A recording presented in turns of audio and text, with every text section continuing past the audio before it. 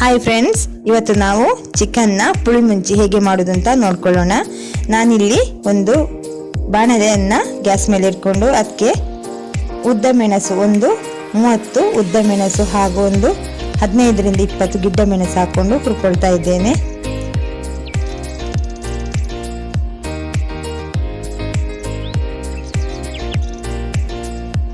ನಿಮಗೆ ಖಾರ ಬೇಕಿದ್ರೆ ಒಂದು 4ರಿಂದ 5 ಗಿಡ್ಡ ಮೆಣಸು ಜಾಸ್ತಿ ಹಾಕೊಳ್ಳಿ. ಮೆಣಸನ್ನ ಚೆನ್ನಾಗಿ ಫ್ರೈ ಮಾಡ್ಕೊಳ್ತಾ ಇದ್ದೇನೆ.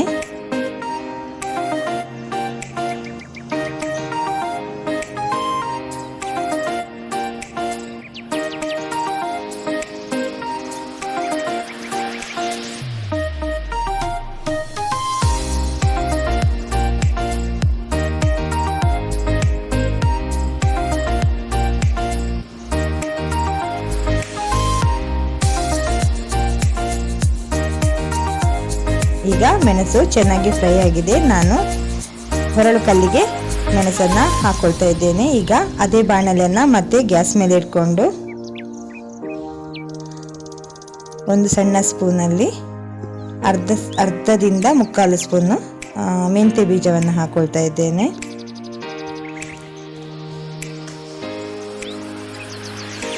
ಆಮೇಲೆ 3ರಿಂದ 4 ಬೆಳ್ಳುಳ್ಳಿ, ಸಣ್ಣದಾಗಿದ್ದರೆ 4ರಿಂದ 5 ಬೆಳ್ಳುಳ್ಳಿ ಹೆಸರು ಹಾಕೊಳ್ಳಿ. ದೊಡ್ಡ ಬೆಳ್ಳುಳ್ಳಿ ಹೆಸರು ಆದರೆ ನೀವು 3ರಿಂದ 4 ಸಾಕು. ಆನಂತರ ಒಂದು 20ರಿಂದ 30 ಕಾಳು ಒಳ್ಳೆ ಮೆಣಸು ಹಾಕೊಳ್ಳಿ.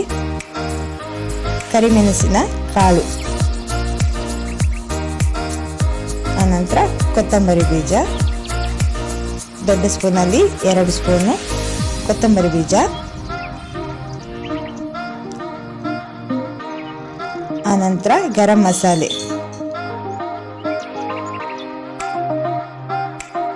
ಲವಂಗ ಒಂದು 5ರಿಂದ 6 ಲವಂಗ, ಆಮೇಲೆ ಹೂ 3ರಿಂದ 4 ಹೂ, ಆಮೇಲೆ ಏಲಕ್ಕಿ ಒಂದು 4ರಿಂದ 5, ಆಮೇಲೆ ಚಕ್ಕೆ.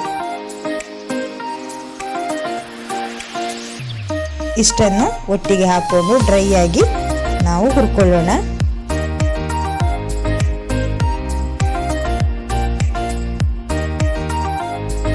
ಈಗ ಅದೇ ಬಾಣಲೆಗೆ ನಾನು ಜೀರಿಗೆ ಹಾಕೊಳ್ತಾ ಇದ್ದೇನೆ. ಇದೀಗ ನಾನು ಹಾಕೊಳ್ಳುವ ಮೆಜರ್ ಒಂದು 2 kg ಬಾಯ್ಲರ್ ಕೋಳಿಯ ಮೆಜರ್.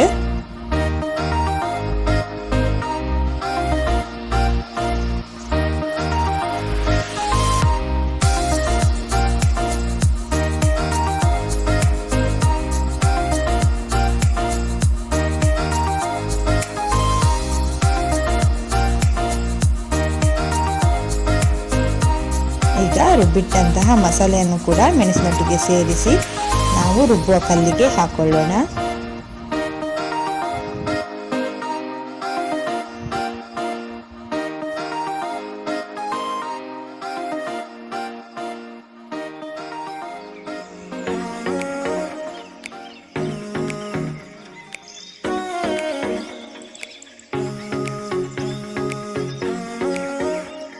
ಈಗ 1ರಿಂದ 1.5 ಗಾತ್ರದ ಲಿಂಬೆಹಣ್ಣಿನ ಗಾತ್ರದ ಹುಣಸೆ ಹುಳಿಯನ್ನು ಕೂಡ ನಾನು ಅದೇ ಮಸಾಲೆಯೊಟ್ಟಿಗೆ ಸೇರಿಸಿಕೊಂಡು ರುಬ್ಲಿಕ್ಕೆ ಹಾಕಿದ್ದೇನೆ. ಬೇಕಾದಷ್ಟೇ ನೀರು ಹಾಕ್ಕೊಳ್ಳಿ. ತುಂಬ ತೆಳು ಮಸಾಲೆ ಮಾಡ್ಕೊಳ್ಳಿಕ್ಕೆ ಹೋಗಬೇಡಿ, ಜಾಸ್ತಿ ನೀರು ಸೇರಿಸ್ಕೊಳ್ಬೇಡಿ. ಹದವಾಗಿ ಎಷ್ಟು ಬೇಕಷ್ಟೇ ನೋಡಿಕೊಂಡು ನೀರು ಸೇರಿಸ್ಕೊಳ್ಳಿ. ಇಲ್ಲಿ ನಾನು ಒಂದು ದೊಡ್ಡ ಪಾತ್ರೆಯನ್ನು ಗ್ಯಾಸ್ ಮೇಲೆ ಇಟ್ಕೊಂಡಿದ್ದೇನೆ. ಅದಕ್ಕೆ 4ರಿಂದ 5 ಸ್ಪೂನ್ ತೆಂಗಿನ ಎಣ್ಣೆಯನ್ನು ಸೇರಿಸ್ಕೊಂಡು ಬಿಸಿ ಆಗಲಿಕ್ಕೆ ಇಟ್ಟಿದ್ದೇನೆ.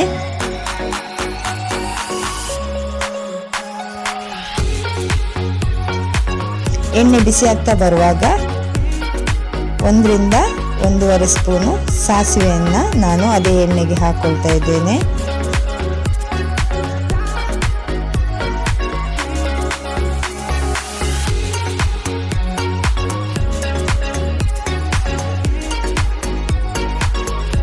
ಸಾಸಿವೆ ಚೆನ್ನಾಗಿ ಸಿಡಿದ ಮೇಲೆ ನಾವೀಗ ಅದಕ್ಕೆ ಕರಿಬೇವನ್ನು ಸೇರಿಸಿಕೊಳ್ಳೋಣ.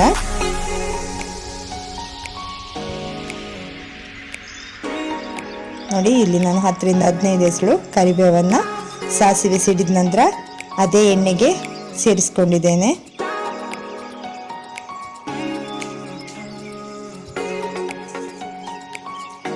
ನಿಮಗೆ ಇನ್ನಷ್ಟು ಖಾರ ಬೇಕಿದ್ರೆ ಒಂದು 4 ರಿಂದ 5 ಹಸಿಮೆಣಸಿನಕಾಯಿಯನ್ನು ಕೂಡ ನಾವು ಈ ಈರುಳ್ಳಿ ಟೊಮೆಟೊ ಸೇರಿಸುವಾಗಲೇ ಇದರೊಟ್ಟಿಗೆ ಸೇರಿಸ್ಕೊಳ್ಬೋದು. ಇಲ್ಲಿ ನಾನು ಒಂದು 10 ರಿಂದ 12 ಬೆಳ್ಳುಳ್ಳಿ ಜಜ್ಜಿಟ್ಕೊಂಡಿದ್ದೇನೆ. ಆಮೇಲೆ 5 ರಿಂದ 6 ದೊಡ್ಡ ಈರುಳ್ಳಿ, ಆಮೇಲೆ 3 ದೊಡ್ಡ ಟೊಮೆಟೊ ಇಷ್ಟನ್ನು ಕೂಡ ಸಣ್ಣದಾಗಿ ಹೆಚ್ಚಿಟ್ಕೊಂಡಿದ್ದೇನೆ.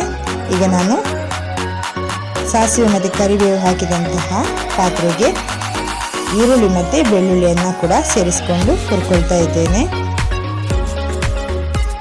ಟೊಮೆಟೊವನ್ನು ಈಗಲೇ ಸೇರಿಸ್ಕೊಳ್ಬೇಡಿ, ಸ್ವಲ್ಪ ಈರುಳ್ಳಿ ಫ್ರೈ ಆದ ನಂತರ ಟೊಮೆಟೊವನ್ನು ಸೇರಿಸ್ಕೊಳ್ಳೋಣ.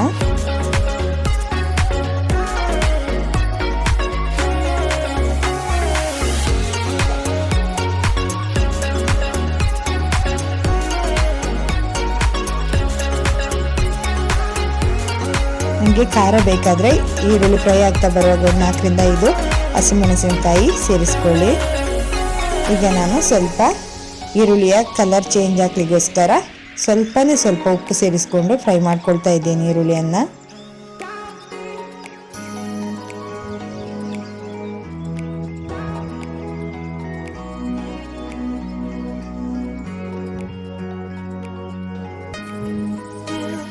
ಈಗ ನಾನು ಹೆಚ್ಚಿಟ್ಟ ಟೊಮೆಟೊವನ್ನು ಕೂಡ ಅದರೊಟ್ಟಿಗೆ ಸೇರಿಸ್ಕೊಳ್ತಾ ಇದ್ದೇನೆ ಈರುಳ್ಳಿಯೊಟ್ಟಿಗೆ.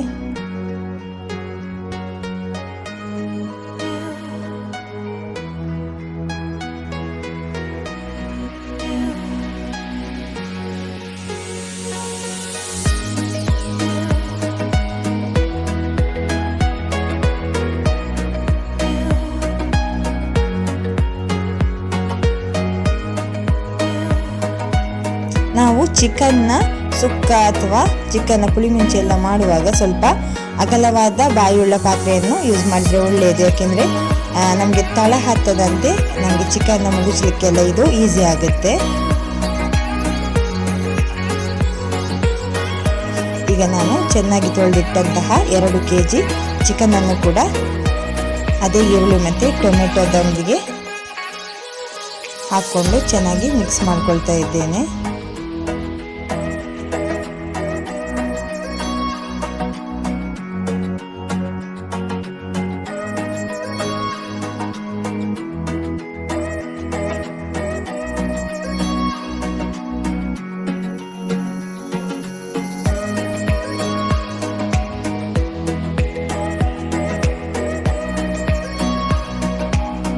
ಚಿಕನ್ ಅನ್ನು ಹಾಕಿ ಚೆನ್ನಾಗಿ ಮಿಕ್ಸ್ ಮಾಡಿಕೊಳ್ಳಿ.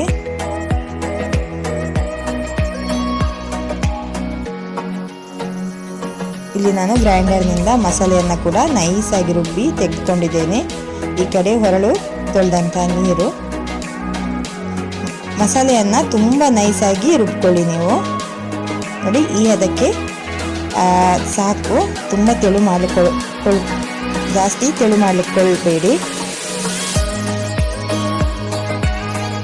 ಈಗ ಅದೇ ಚಿಕನ್ಗೆ ನಾನು ಸ್ವಲ್ಪ ಅರಿಶಿಣವನ್ನು ಕೂಡ ಸೇರಿಸ್ಕೊಳ್ತಾ ಇದ್ದೇನೆ.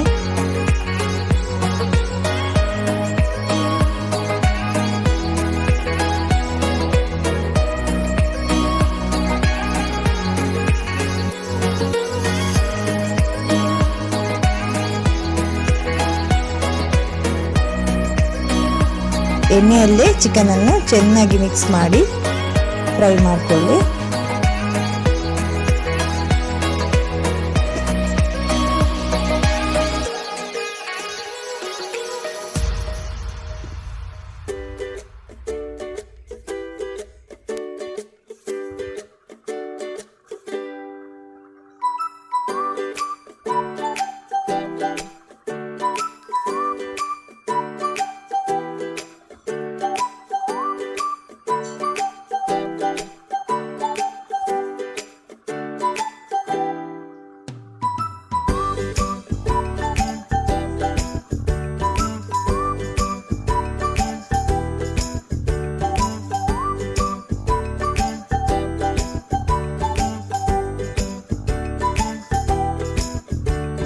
ಈಗ ನಾನು ಚಿಕನನ್ನು ಚೆನ್ನಾಗಿ ಮಿಕ್ಸ್ ಮಾಡಿಕೊಂಡು ಅದೇ ಚಿಕನ್ಗೆ ನಾನು ರುಬ್ಬಿಟ್ಟಂತಹ ಮಸಾಲೆಯನ್ನು ಕೂಡ ಸೇರಿಸ್ಕೊಳ್ತಾ ಇದ್ದೇನೆ.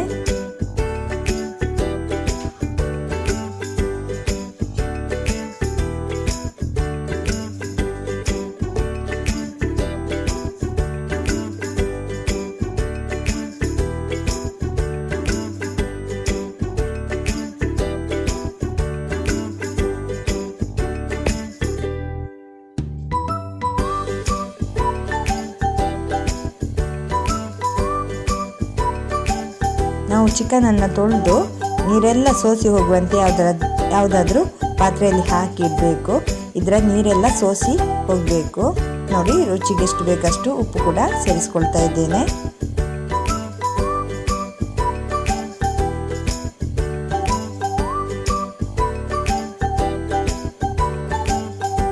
ಬೇಯುವಾಗಲೂ ಚಿಕನ್ ನೀರು ಬಿಡುವ ಕಾರಣ ತುಂಬ ನೀರಿದ್ರೆ ಇದು ತುಂಬ ತೆಳು ಆಗುತ್ತೆ. ಹಾಗಾಗಿ ನೀರನ್ನೆಲ್ಲ ನಾವು ಸೋಸಿ ಹೋಗುವಂತೆ ಚಿಕನನ್ನು ತೊಳೆದು ಯಾವುದಾದ್ರೂ ತೂತು ಪಾತ್ರೆಯಲ್ಲಿ ಇಟ್ಕೊಂಡ್ರೆ ಆಯಿತು. ಒಂದು ಅರ್ಧ ಗಂಟೆ ಇಟ್ಟರೆ ಎಲ್ಲ ನೀರು ಸೋಸಿ ಹೋದ ನಂತರ ಆಮೇಲೆ ನಾವು ಈ ಥರ ಚಿಕನನ್ನು ಹಾಕಿ ಮಿಕ್ಸ್ ಮಾಡಿಕೊಂಡ್ರೆ ಆಯಿತು. ಈಗ ಎಲ್ಲ ಚಿಕನ್ನಿಗೂ ಮಸಾಲೆ ಚೆನ್ನಾಗಿ ಹಿಡಿಯುವಂತೆ ನಾವು ಮಸಾಲೆಯನ್ನು ಮಿಕ್ಸ್ ಮಾಡಿಕೊಳ್ಳೋಣ.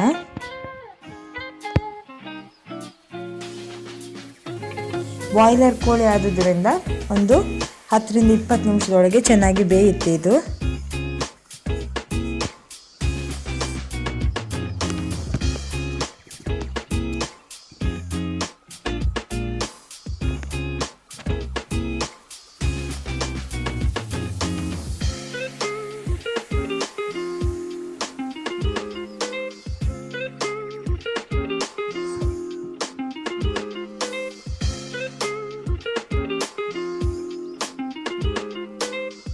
ಈಗ ಎಲ್ಲ ಕಡೆ ನಾನು ಚಿಕನ್ಗೆ ಮಿಕ್ಸ್ ಆಗುವಂತೆ ಎಲ್ಲ ಕಡೆ ಮಸಾಲೆ ಮಿಕ್ಸ್ ಆಗುವಂತೆ ಮಿಕ್ಸ್ ಮಾಡಿ ಇಟ್ಕೊಂಡು ಬಾಯನ್ನು ಮುಚ್ಚಿ ಬೇಯಲಿಕ್ಕೆ ಬಿಡ್ತಾ ಇದ್ದೇನೆ.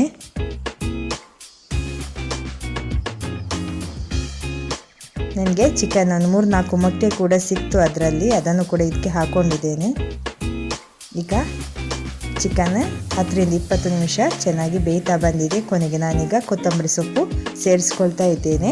ಕೊತ್ತಂಬರಿ ಸೊಪ್ಪು ಸೇರಿಸಾದ ಕೂಡಲೇ ಒಮ್ಮೆ ಉಪ್ಪಿನ ರುಚಿ ನೋಡ್ಕೊಂಡು ಬಿಡಿ. ಉಪ್ಪು ಕಮ್ಮಿ ಅನಿಸಿದರೆ ಈಗಲೇ ಸೇರಿಸ್ಕೊಂಡು ಮಿಕ್ಸ್ ಮಾಡಿ. ಈಗ ಚಿಕನ್ ಚೆನ್ನಾಗಿ ಬೆಂದಿದೆ.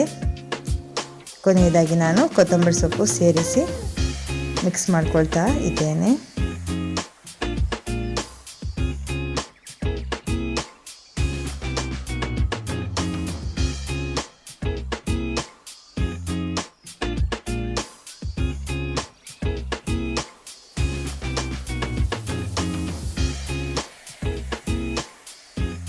ಇದು ಖಾರವಾಗಿ ತುಂಬ ಟೇಸ್ಟ್ ಆಗಿರುತ್ತೆ. ನಿಮಗೆ ಸ್ವಲ್ಪ ಖಾರ ಜಾಸ್ತಿ ಬೇಕಂದರೆ ಗಿಡ್ಡ ಮೆಣಸು ಅಥವಾ ಒಂದು 4ರಿಂದ 5 ಕಾಯಿ ಮೆಣಸನ್ನು ಈರುಳ್ಳಿ ಹುರಿಯುವಾಗಲೇ ಅದ್ರ ಜೊತೆ ಹಾಕ್ಕೊಂಡ್ರೆ ಆಯಿತು. ಆಮೇಲೆ ಇಲ್ಲಾಂದರೆ ಗಿಡ್ಡ ಮೆಣಸನ್ನು ನಾವು ಮೊದಲು ಮಸಾಲೆ ರೆಡಿ ಮಾಡುವಾಗ ಅದ್ರ ಜೊತೆಗೆ ನಾನು 4ರಿಂದ 5 ಗಿಡ್ಡ ಮೆಣಸು ಖಾರದ ಮೆಣಸನ್ನು ಸೇರಿಸ್ಕೊಂಡು ಹುರಿದು ಮಸಾಲೆ ತಯಾರಿಸಿದರೆ ಆಯಿತು.